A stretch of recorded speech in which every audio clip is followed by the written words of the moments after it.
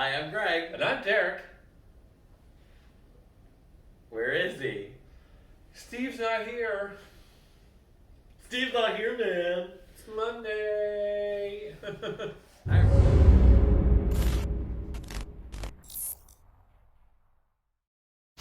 Hi, everyone. Welcome to another week here on The Den.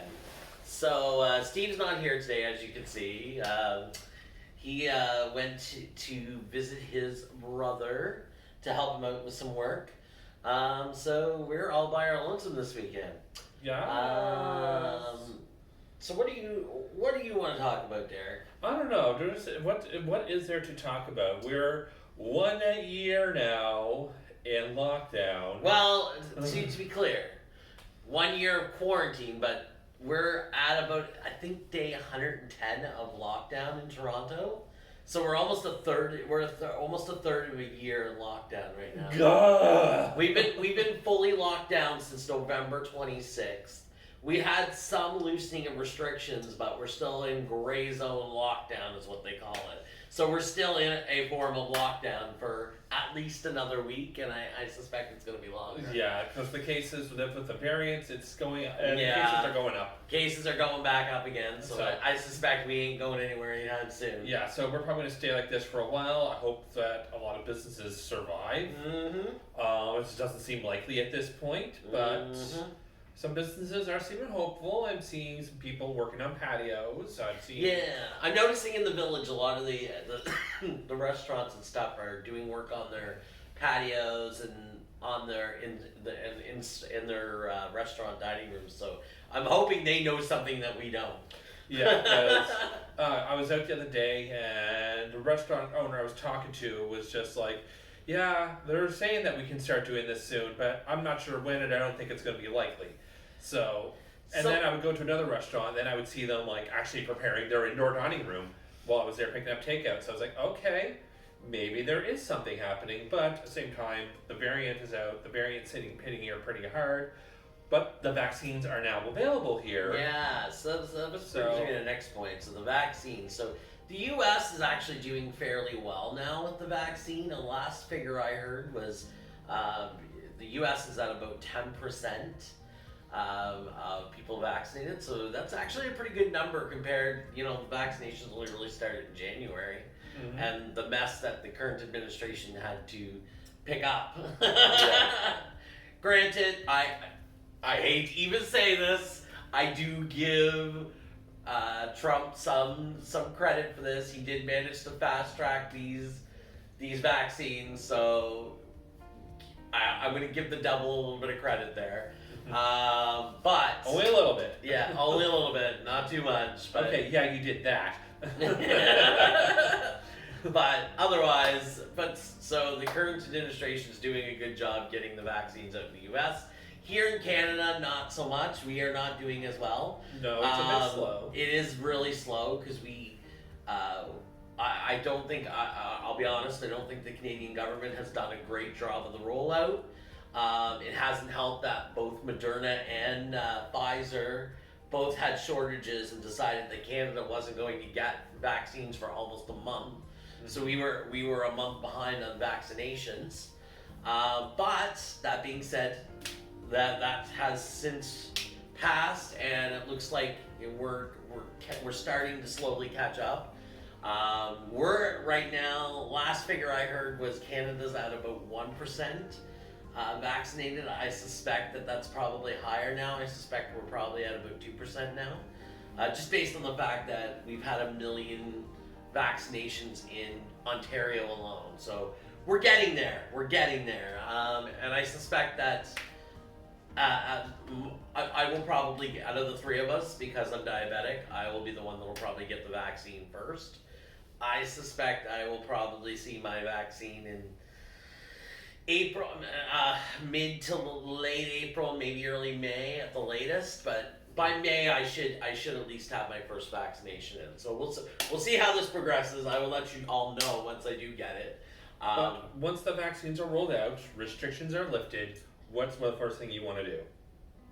I can't say that on camera. Oh. No.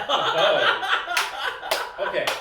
the safe for work answer of what do you want to do once things are lifted. I just want to go somewhere and dance. Oh, I miss dancing so much. Like, it's just like we got the memories that the last Bear Bash we went to was just like a couple of weeks ago. Yeah, and it was one of the last things we did before lockdown. Yeah, and it was like, I remember it was such a fun night too, and like, and Yovska was like the day after, and it was just like, I miss going to bars. I miss brunch. Yes, proper brunch. Not takeout brunch is not the same. No, you can't order too many mimosas with your best Judies and let the tea spill. Not even, and it's not like you can order a proper eggs Benedict through friggin' DoorDash. Like, come on now. Yeah. It's just like, I miss brunch. Gay problems, right? Yeah, I miss brunch. Yeah. Like, when I realized, I think it was last year during the pandemic, like 3 weeks into it, I just had the moment with that meme with the blinking eye guy. He's like, what do you mean I can't go for brunch? I know you guys are missing your all-you-can-eat sushi. God, I feel like, well, you know what? Steve and I are actually going to try to make our own sushi with the next couple weeks. Again, it's not the same. But it's still going to be a fun project, and I can't wait. There you go. Yeah. Something to look forward to. Yeah. But yeah, so I mean, I guess we just got to keep our heads up and hope things keep improving in the right direction.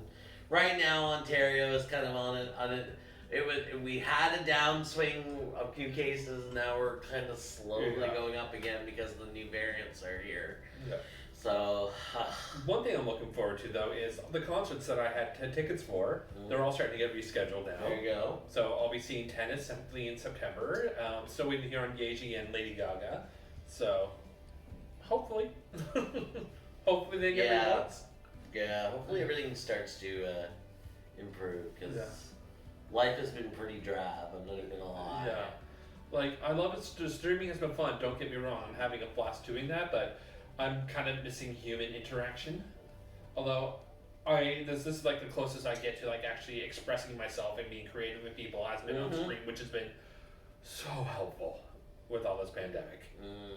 But today, we actually hung out with friends.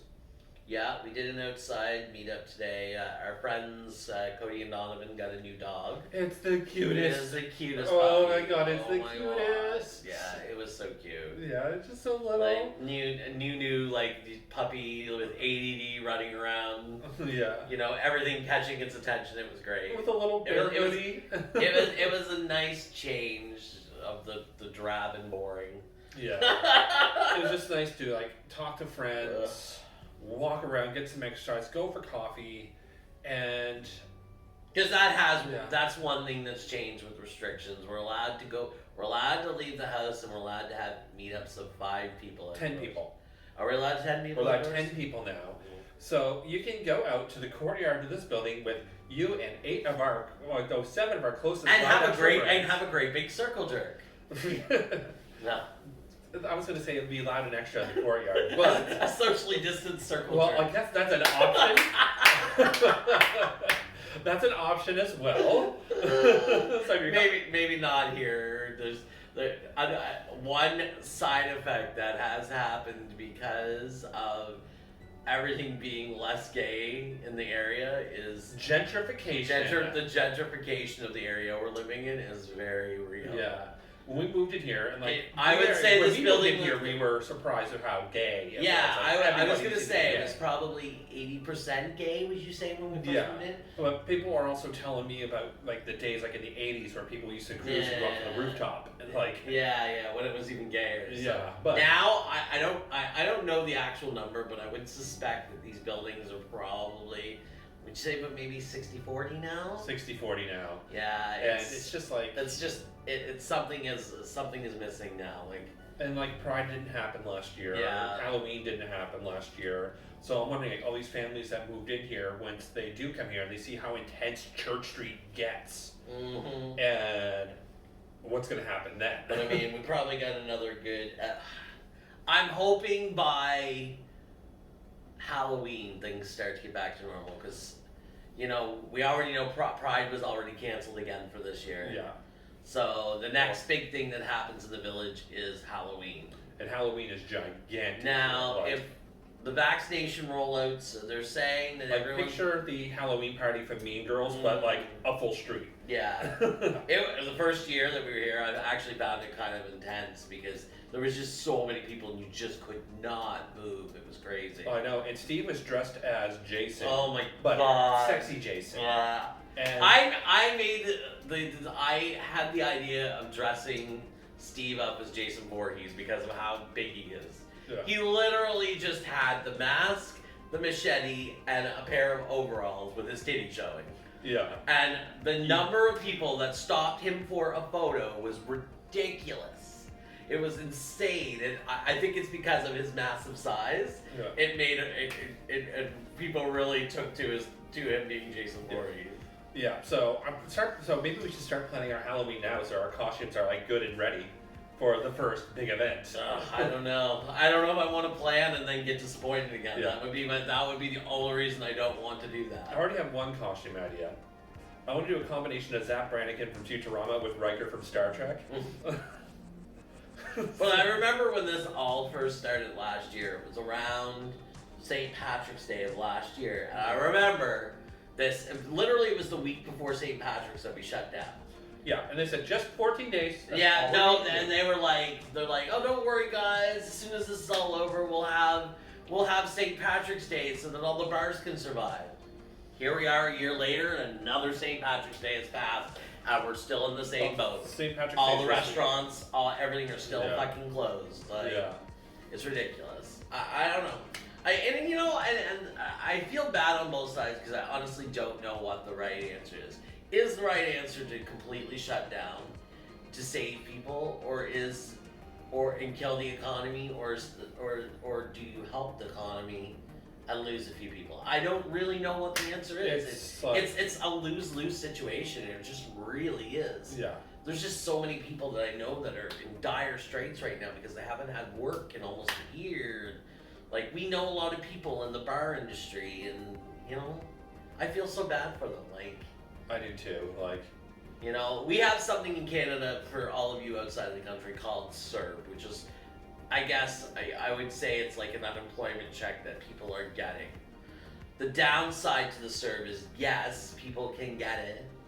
The downside is it's not taxed, so people are now feeling the effects for taking CERB last year and getting hit with big income tax bills. yeah. So, and there's still people and there's still a lot of people still on CERB because, there's still a lot of provinces that aren't open, like Ontario. Yeah. So I don't know what the answer is, but here's what I will say. Here's my point of the day. I see a lot of attacking back and forth between people that are pro-lock everything down, and then other people are saying, no, we still need to live our lives. I don't think that either side should fault the other. I think after a year, I think people can make the decision that's best for them, and they can accept the consequences of their actions. I hate to say it that way, but it sucks. But I don't know what the right answer is. Like us, we take it safe. We don't leave our house any more than we normally have to. Today was the first exception we made in a long time, and it was outdoors the entire time. Like, Yeah. we wouldn't even go back into their place when we were done walking. Yeah. So we're doing we're doing our part, but I also understand people that are We're doing making what some. we can within the means. I'm not saying that people should be back to 100% opening and going out and hanging out with great groups of friends, but I think if somebody makes the decision to go hang out with a couple of friends at their apartment, I don't think people should look down on them for that. I think people have to at this point have to People get lonely, and people get lonely, and mental health is a big part of this as well. And I think we just need to accept that people are going to make different decisions for themselves, and live with whatever consequence that has for them personally. I just don't know. But for me, I know I'm still going to continue to play it safe until I get vaccinated. Yeah. And I know for myself, like, I want to live, but at the same time, I want to play it safe. I want to do the right You want to thing. live, but you also want to live. Yeah, that's the. Yes, I've lost 2 friends in this pandemic. Yeah. Neither of them related to COVID, but both of them are both cases where they were starting to get out more. They were starting to get out of their own shells and do a lot more things and document more in their lives, and then it got ended abruptly. And I want to live for them. Yeah, there's people that, yeah, exactly, right? I want to live because they can't. And, but I also want to do this, but I also want to do it so in case I still can. And I mean, I want to send a shout out to our friend Matt Taperman. So Teppy went through a bout of COVID almost in the beginning phases last year. Yeah, it was right after his 30th birthday. Right after. In March last year. He was in the hospital for what, 5 months? I can't remember. It was a long time. It was I believe it was 5 months he was in the hospital with COVID. He almost died. He was one of the lucky ones. He had a bad bout of it, and then with he had to go through a lot of physiotherapy and stuff to come back, but he's come back. I mean, I believe he still has some lasting effects of it, but he had his moment on Thursday. He got his second Moderna vaccine. I cried at that walk looking at that photo. And he was on Facebook talking about it and how he was in tears about the difference that a year makes, right? He almost died, and now he's getting the vaccine that's going to save people's lives. Yeah. So we gotta, I guess, the moral of the story is we gotta try to keep looking at the positives. We gotta make the decisions that's gonna be right for us and to try to protect others the best we can, but still keep our mental health in check. Look out for you, but at the same time, look out for others. Exactly. Right.